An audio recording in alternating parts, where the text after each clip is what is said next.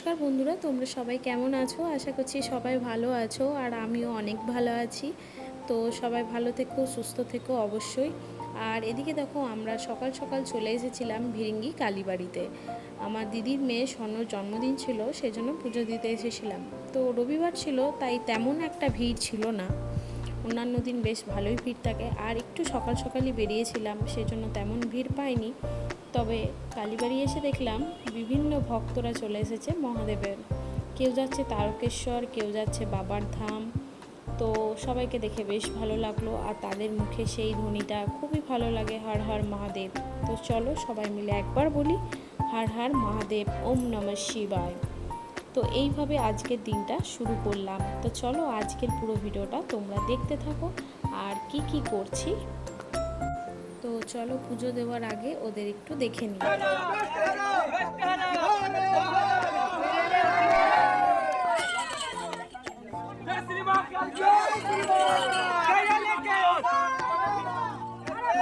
তারপরে পুজোটা কমপ্লিট করে চলে এলাম মহাদেবের কাছে।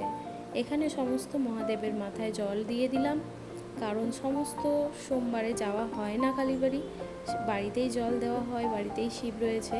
সেই জন্য সেদিনকে ওখানে গিয়েই কালীবাড়িতে প্রথমে মায়ের পুজো দেওয়ার পরে বাবার মাথায় জল দিয়ে দিয়েছিলাম। তারপরে ছোট ছোট ভিডিও নিয়েছিলাম তোমাদের সাথে শেয়ার করবো বলে, কারণ পুজো দেওয়ার সময় কিন্তু বেশি ফোন নিয়ে ভিডিও করা হয় না। তো প্রথমে মায়ের পুজো দিয়ে নিয়েছিলাম, আর পরে চলো আরেকবার দেখায়, মায়ের দর্শন করিয়ে দিই তোমাদের সবার সাথে। সবাই মিলে একবার বলো জয় মা কালী। মা কিন্তু ভীষণ জাগ্রত। মায়ের কাছে তোমরা যা কিছু মানত করবে, মা কিন্তু সেটাই পূরণ করে দেয়। তো এদিকে বাইরেটা, এদিকে হনুমানজি রয়েছে। হনুমানজিকে দেখার পরে আমরা চলে গেছিলাম বাবা ত্রিগুণেশ্বর মহাদেবের মন্দিরে।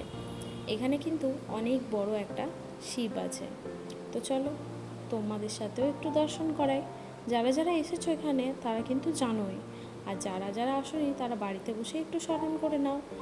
সবাই মিলে বলো ওম নমঃ শিবায়। বাবা সবার মঙ্গল করুক, সবাইকে ভালো রাখুক, সুস্থ রাখুক, এই কামনা করি। তো তারপরে দেখো মন্দির থেকে স্মরণ করে নিলাম বাবাকে। বাবাকে স্মরণ করে একটু ঘন্টাটা বাজিয়ে নিলাম, বাজিয়ে চলে গেলাম বাইরে। আর বাইরেও কিন্তু অনেক ঠাকুর আছে। তো চলো তোমাদের একবার ঘুরিয়ে দেখিয়ে দিই বাইরের পরিবেশটা। তো বাইরের পরিবেশটা দেখলে তোমাদের এখান থেকে আর যেতে ইচ্ছে করবে না। খুবই মনোরম একটা জায়গা ভিরিঙ্গি কালীবাড়ি। যারা এসেছো তারা জানোই, আর যারা আসোনি তারা একবার এসো, মাকে দর্শন করে যেও। আর চলো বাইরে থেকে একবার মন্দিরটা দেখিয়ে দিই। এটা হচ্ছে মায়ের মন্দির। তো চলো সবাই মিলে স্মরণ করে নিও, আর দেখা হবে পরের ভিডিওতে। আমার ভিডিওটা কেমন লাগলো অবশ্যই জানিও। ভালো লাগলে লাইক কমেন্ট শেয়ার করতে কিন্তু একদমই ভুলবে না। আর এদিকে দেখো বাবা নাগেশ্বর মহাদেব রয়েছে, বাবাকে স্মরণ করো। আর সবাই মিলে তারপরে আস্তে আস্তে চলে যাচ্ছিলাম বাড়ি। তো বাড়ি যাওয়ার পথে দেখলাম এই পায়রাগুলোকে দেখতে বেশ মনোরম লাগছিল, তাই একটু দাঁড়িয়ে দেখে নিলাম।